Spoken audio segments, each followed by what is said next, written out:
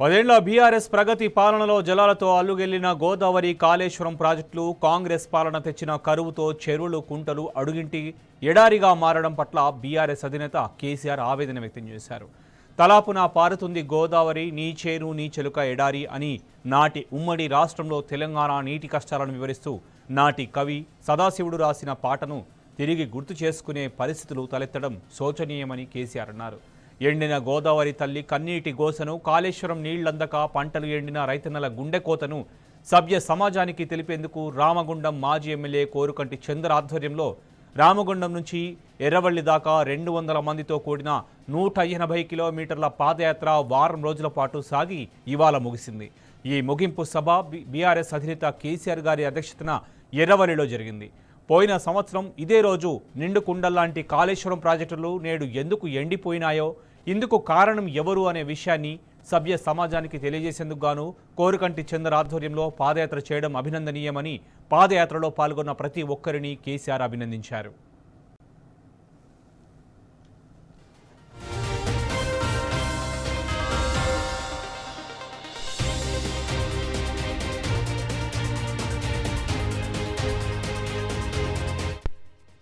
తెలంగాణను కొట్లాడి సాధించుకున్నాం, ఎంతో జాగ్రత్తగా నిలబెట్టుకున్నాం. ప్రజలు ఏమనుకున్నారో ఏందో కొత్త ప్రభుత్వాన్ని తెచ్చుకున్నారు.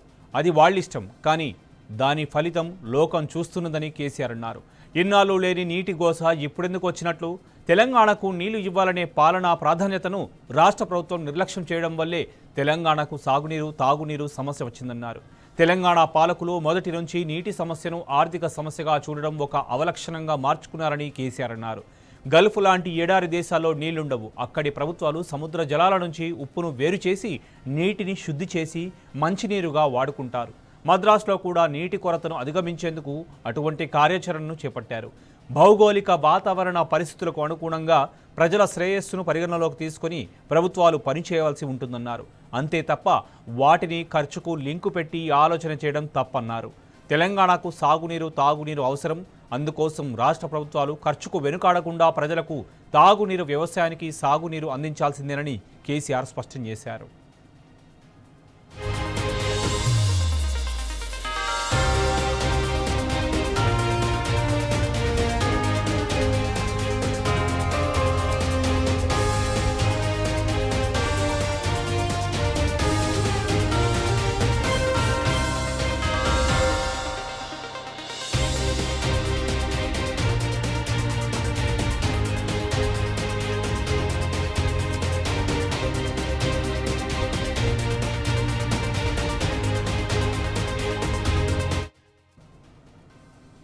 తెలంగాణ రాగానే నాటి బీఆర్ఎస్ ప్రభుత్వం వ్యవసాయ స్థిరీకరణ కోసం దృష్టి సారించి పటిష్టమైన కార్యాచరణను అమలు చేసిందని కేసీఆర్ గుర్తు చేశారు.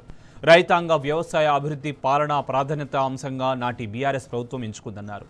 అందులో భాగంగా ప్రాజెక్టుల ద్వారా సాగునీరు అందివ్వడం, వ్యవసాయానికి నాణ్యమైన విద్యుత్ను ఉచితంగా అందించడం, పంట పెట్టుబడి సాయం చేయడం, పండిన ధాన్యాన్ని గిట్టుబాటు ధరకు ప్రభుత్వమే కొనుగోలు చేయడం అనే అంశాలను ప్రాధాన్యతగా తీసుకొని ఎన్ని కష్టాలొచ్చినా నాటి బీఆర్ఎస్ ప్రభుత్వం అమలు చేసిందన్నారు. అందుచేతనే 10 ఏళ్ల పాటు రాష్ట్ర రైతాంగం, ప్రజలు ఎటువంటి బాధలు లేకుండా జీవించారు. కానీ ఇప్పుడున్న ప్రభుత్వం వీటిని అందించడానికి ఖర్చవుతుందని వెనుకాడుతోంది. ఇది సరికాదని కేసీఆర్ అన్నారు.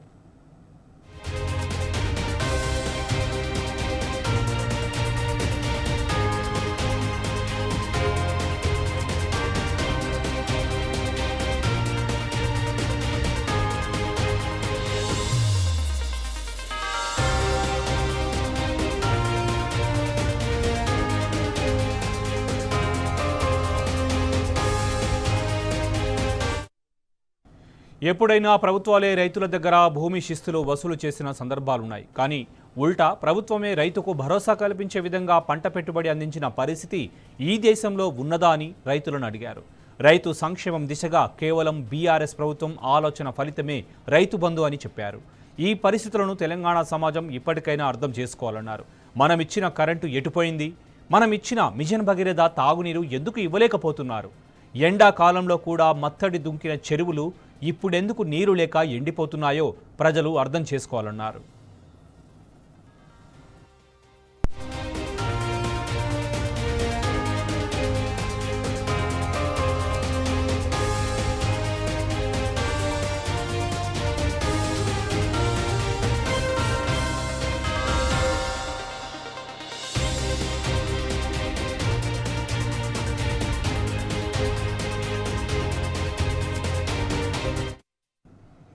పల్లెల నుంచి హైదరాబాద్ వంటి పట్టణాలకు బతకడానికి వచ్చిన పేదలకు నాటి బీఆర్ఎస్ ప్రభుత్వం అండగా నిలిచిందన్నారు బీఆర్ఎస్ అధినేత కేసీఆర్.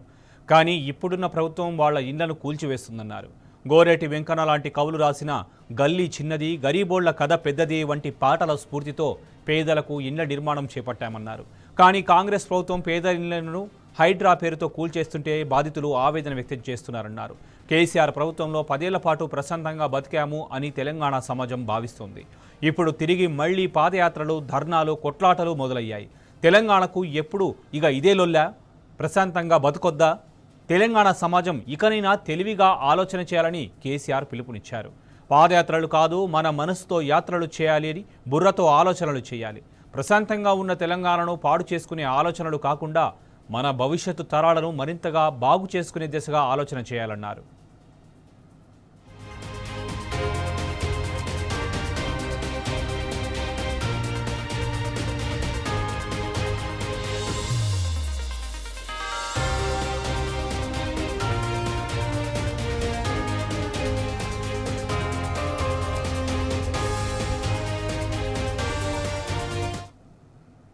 తెలంగాణకు ప్రధాన శత్రువే కాంగ్రెస్ అని కేసీఆర్ పునరుద్ఘాటించారు. తెలంగాణ సాయుధ పోరాటం కాలం నుంచి నేటి దాకా పలు సందర్భాల్లో కాంగ్రెస్ పార్టీ చేసిన మోసాలను కేసీఆర్ వివరించారు.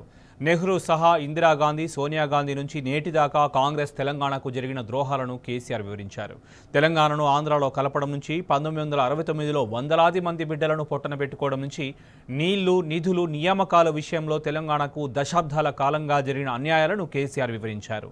తెలంగాణకు జరుగుతున్న అన్యాయాలను మొదటి నుంచి కనీస స్థాయిలో ప్రతిఘటించలేని నాటి నాయకత్వం ఎంతో నష్టం చేసిందనే ఆవేదన, వాళ్ల తెలివి తక్కువతనం చూసి ఉద్యమ కాలంలో నేను వాళ్లను దద్దమ్మలు, సన్నాసులు అని తెలంగాణ సమాజం తరపున అన్నాను అని తప్ప నాకు వ్యక్తిగతంగా ఎవరి మీద కోపం ఎందుకు ఉంటుందని కేసీఆర్ తెలిపారు.